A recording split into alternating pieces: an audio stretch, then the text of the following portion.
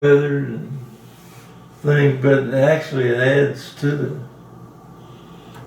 the color.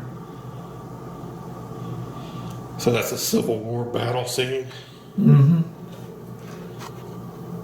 And, this was one of our early faces for a grandfather clock, which showed a Civil War theme with a cannon and a soldier there, and of course the Confederate flag.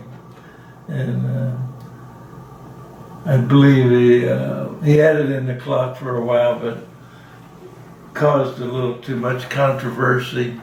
So now it's just used as kind of an example of a face you could make for a clock.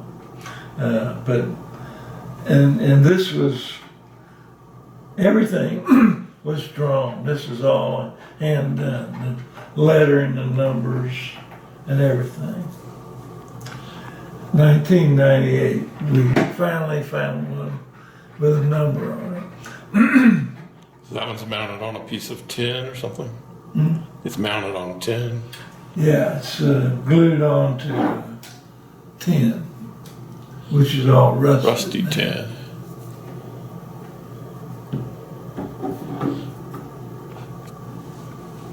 Are your faces painted on tin like that? I mean, Yeah. or did you use wood? I used tin, well, on more recent clocks we make I use plywood or something like that on the battery operated clocks.